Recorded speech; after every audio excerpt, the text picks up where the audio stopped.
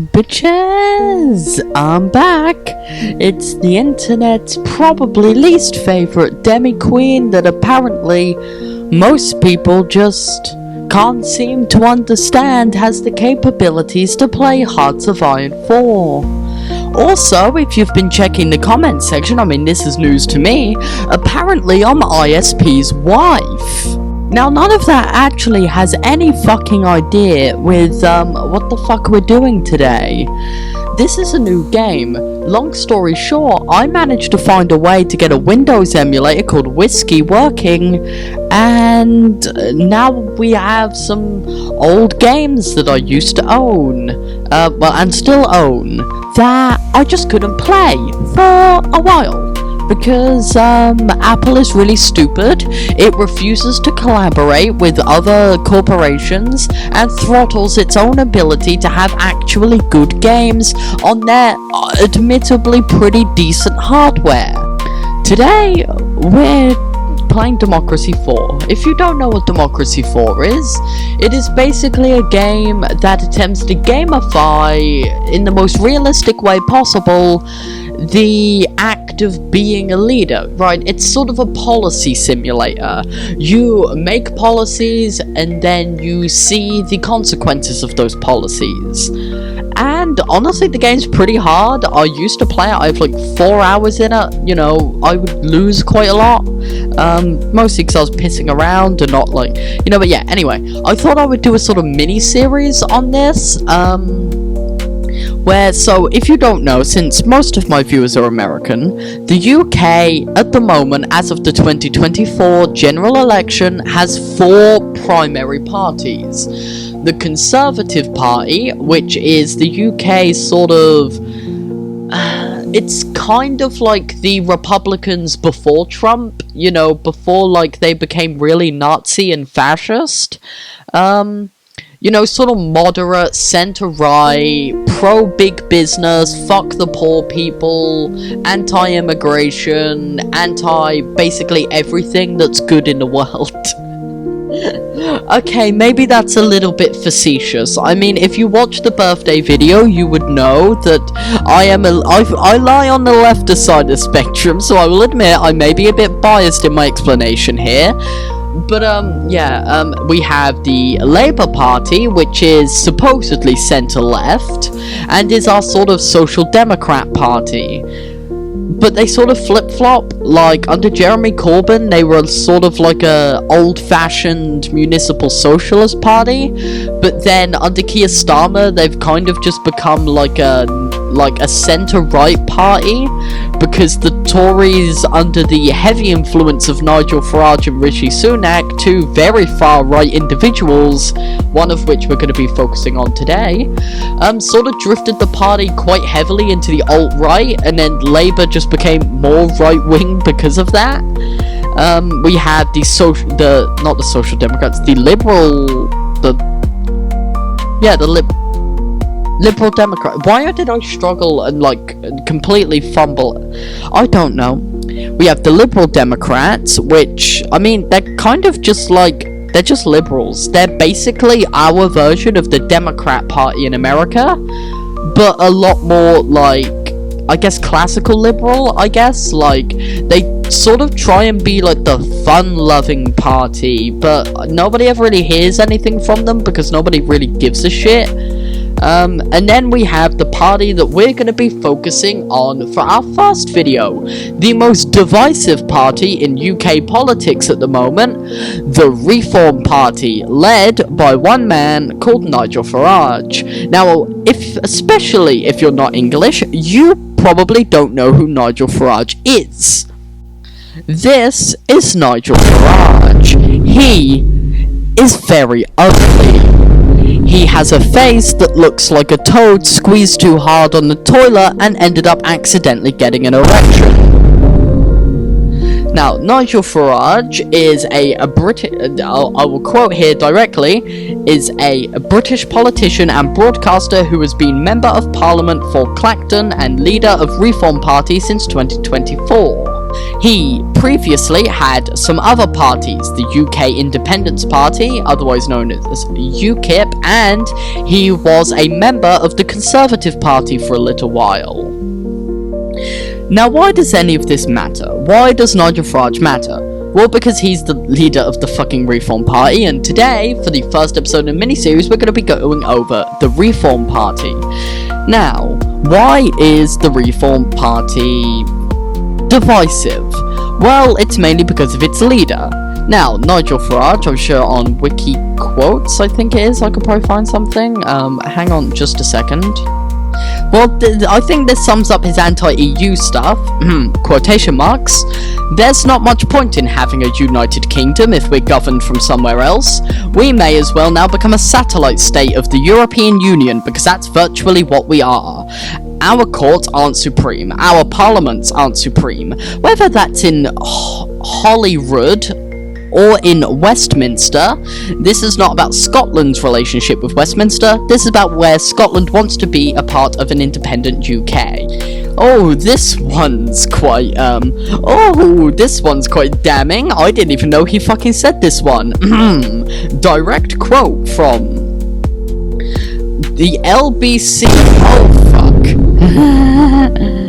In 2017, Nigel Farage said, "There are about 6 million Jewish people living in America. So, as a percentage, it's quite small. But in terms of influence, it's quite big. Well, in terms of money and influence, they are a powerful lobby, and America has interfered elections all over the world for decades. Because in Democracy 4, I can simply just show you the results of these policies." Now, am I going to be open with you that maybe I'm gonna put Nigel Farage to the grindstone here? Absolutely fucking yes. Am I going to deliberately interfere with the video and the gameplay to show his policies and his politics in bad light? No, because I don't really need to. I think the level of retardation that emanates from this man from forehead alone is enough to shun an entire civilization underground. I think that this man's heavily creased forehead is entirely the reason why the Egyptians lost to my fucking brain. I'm sorry, thinking about Nigel Farage I think gave me brain cancer, sorry. The challenge for today is I'm going to be taking over the UK and Larping as Nigel Farage, 64 years old, in an alternative timeline where the Reform Party won more than 2 counties in the general election. And we're going to be seeing how their policies go up to snuff and whether they would sink or fail. Difficulty? I mean, fuck. Okay, well, I think 200% is unrealistic. Let's do 150%. Let's really see whether these policies... Innate socialism. I mean, this is Britain, so this is, like... Britain, I don't know if you don't know, is, like, one of the least socialist countries on Earth. Economic cycle, let's just start from the beginning. What's political apathy? Extent to which voters will not bother voting. I mean, this is Britain, so, like, realistically, we're gonna pump that up to fucking 60%. Innate liberalism, I think 100% is fine, and then starting debt, I guess that's, like, realistic. Let's get into it. So, let's see, where does England specifically... Yeah, fuck off. Where does England specifically sit? If we're really going for the Nigel Farage LARP, we can't have women working. If you don't know, do you know what? I'm not even going to bother explaining that joke. Research it at your own risk of severe mental degradation. Yes, we are going to reshuffle the cabinets. We'll keep you. No, you're a woman. We can't keep you. We'll keep you. I swear Oh, the ones I like to see that we've got David Bowie on the cabinet. That's nice. Okay, so this one's interesting. Increasing funding for the police force. Specifically wanting to get more police. So I don't think community policing is exactly what they're thinking. I think they're thinking more... Not firearm laws. Probably thinking something more along of just out-and-out police funding if I can fucking find it. So yeah. I think it's fair enough to assume that our first option should be to increase funding for the police force. So, next I see that apparently one of their big things is tax cuts and raising the income tax. So, that's where... So, I don't think they want to increase it that much. Just, I'd say to, let's say, 50%. There we go. Economy... City farms, maybe? No, I think, yeah, rural development, I think, is what they're thinking of. And then they're probably going to go for, like, medium rural development. And then let's have a look. Import tariffs, I think, is something that they're very, very in service of. School vouchers, this is something that they would 100% be in favor for, but not that much. Probably look quite low. These pan out, so immediately the GDP is falling, and Russian ships approach, and our credit rating is downgraded. Brilliant. This is going so well so far. So, one thing they do want to do is tax breaks. Let's see if I can find some tax breaks. Yeah, school tax credits is also something that they're 100% in favor for, but yet again, to a low extent. And yeah, we immediately have to go to another turn. I don't think they would want to get rid of her, but they definitely want to drop her, and car tax is another thing that they want to... that they would probably want to drop. Or travel, here we go. Bus lanes, no. They did say road building, they want to expand the roads. So motors are going to be very, very happy with us. The GDP is... Oh, now we have environmental protests. Ruh-roh raggy.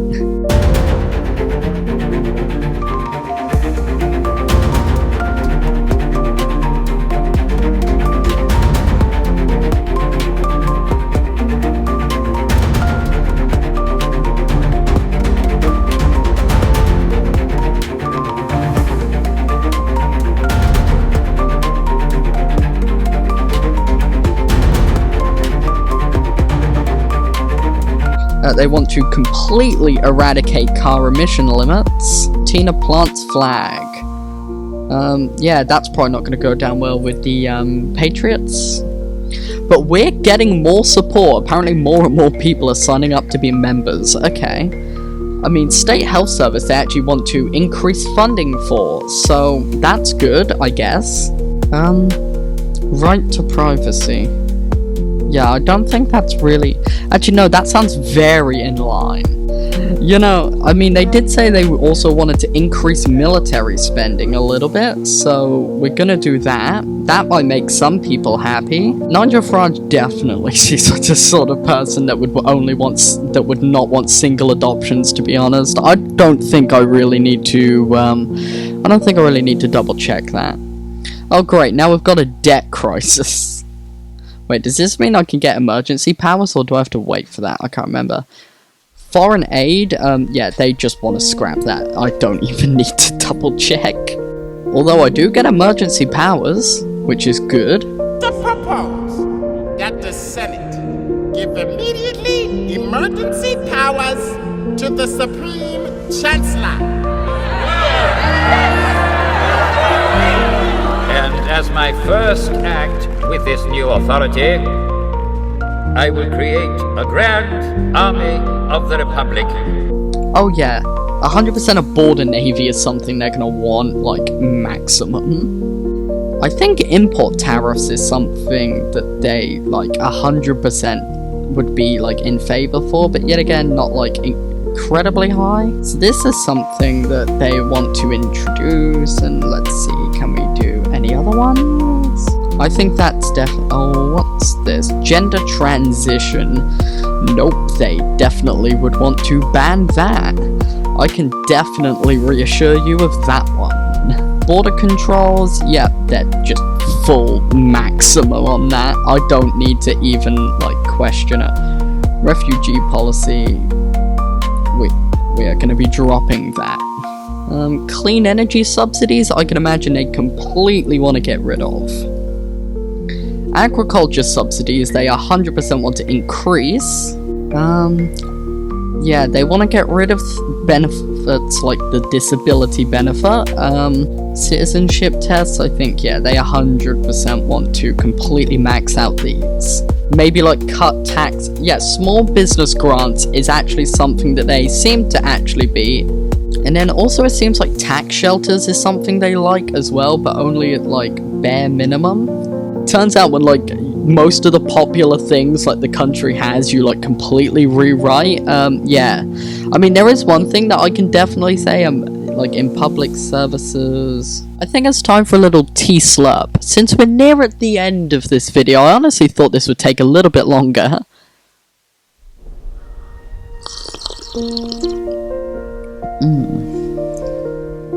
It's very sweet tea. Very, very sweet tea. I mean, that definitely hasn't done much to, yeah, that hasn't really done much to bring it up, but, you know, for the sort of thing of not wanting to represent the ideology, like, you know, yeah.